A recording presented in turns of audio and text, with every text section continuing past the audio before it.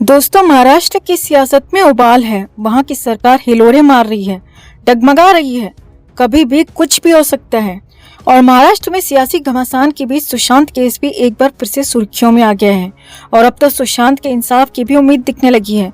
कुछ ऐसा ही होने जा रहा है। जी हाँ, और इस बार तो सुशांत मामले में नार्को टेस्ट तक की बात होने लगी, और वो भी सबसे बड़े शख्स के नार्को की बात हो रही है, जिससे असली सच निकलने की बात कही जा रही है। और 2 साल बाद केस में नया मोड़ आ गया है, सबसे बड़ा दावा होने लगा है। कहा तो यहाँ तक जाने लगा है कि सुशांत केस में इंसाफ भी शुरू हो गया है।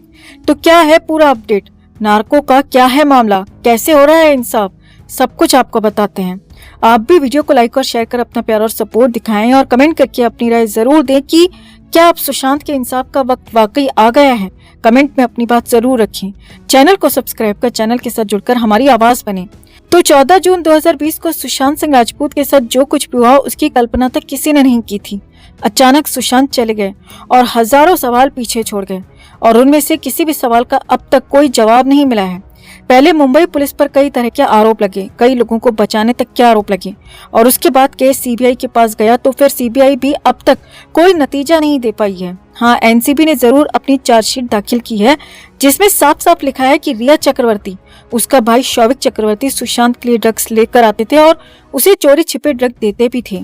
यानी कि मामला एनसीबी आगे लेकर जा रही है। फिलहाल अब सुशांत के ड्रग केस में तो इंसाफ जल्दी ही हो सकता है क्योंकि ट्रायल भी शुरू होने वाला है। लेकिन सुशांत की मौत के केस में इंतजार लगातार लंबा हो रहा है, लगातार मामला खींच रहा है। मगर इस बीच महाराष्ट्र में बहुत कुछ हुआ तो इंसाफ की बात फिर से कही जाने लगी, और इसे भगवान का इंसाफ कहा जाने लगा है, और नार्को तक की बात हो रही है। तो पहले आपको नार्को का पूरा मामला बताते हैं, समझाते हैं, और फिर भगवान का इंसाफ भी दिखाएंगे। बिहार बीजेपी की प्रवक्ता निखिल आनंद ने बहुत बड़ा दावा किया है, बहुत बड़ी बात कही है। निखिल आनंद ने कहा है कि महाराष्ट्र में उद्धव ठाकरे, आदित्य ठाकरे और संजय राउत ने ही सुशांत सिंह राजपूत के केस को खत्म करने का काम किया। इनके इशारे पर सबूत मिटाए गए और इनके ही इशारे पर कुछ लोगों को बचा लिया गया जो कि आरोपी थे। यही नहीं, निखिल आनंद यहीं पर नहीं रुके। निखिल आनंद ने अपने ट्वीट में आगे कहा कि संजय राउत ने इनके लिए भोंपू का काम किया।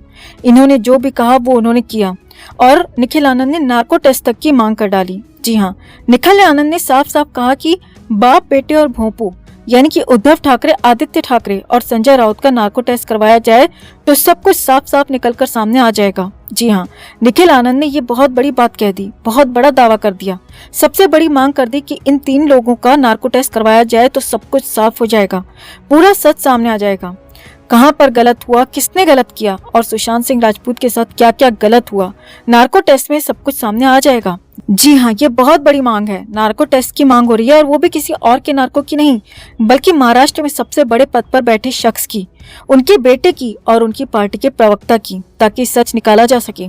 अब हालांकि निखिल आनंद ने ये नहीं बताया कि वो क्या सच बताना चाहते हैं, क्या सच निकालना चाहते हैं, क्या वो कुछ जानते हैं, लेकिन नार्को टेस्ट करवाने की मांग जरूर कर दी। अब आगे बढ़ने से पहले आप थोड़ा सा ये भी समझ लीजिए कि आखिर नार्को टेस्ट होता क्या है, इस टेस्ट में क्या होता है। तो असल में नार्को टेस्ट में झूठ पकड़ा जाता है। जी हाँ दोस्तों, इंसान को मशीनों के सहारे रखा जाता है और मशीनों के ही जरिए आधी बेहोशी की हालत में शख्स से सवाल जवाब होते हैं, और इस दौरान उस शख्स को हिप्नोटाइज जैसा किया जाता है और सच बोलने के लिए मजबूर किया जाता है। और उस कंडीशन में इंसान वही बोलता है जो कि सच होता है, क्योंकि उसके दिमाग में हमेशा सच रहता है, लेकिन वो हमेशा अपने दिमाग का ही इस्तेमाल करके झूठ बोल देता है। लेकिन नार्को टेस्ट में दिमाग पर मशीन का कब्जा हो जाता है, इंसान का कब्जा नहीं रहता, और इसीलिए इंसान सिर्फ सच बोलता है और झूठ पकड़ा जाता है। और यही सच बोलने वाला टेस्ट यानी कि नार्को टेस्ट करवाने की मांग कर दी है। निखिल आनंद ने तो यहाँ तक कह दिया कि सबूत मिटा दिए, लेकिन भाग्य कैसे मिटाओगे। जी हाँ, निखिल आनंद ने यह भी बहुत बड़ा दावा किया कि सुशांत सिंह राजपूत के साथ साथ दिशा सालियान केस में भी सबूत मिटा दिए गए, लेकिन अब भाग्य जवाब दे रहा है, भाग्य दिख रहा है। और महाराष्ट्र में हो रही उठापटक को भी निखिल आनंद ने सुशांत सिंह राजपूत के केस के साथ जोड़ दिया।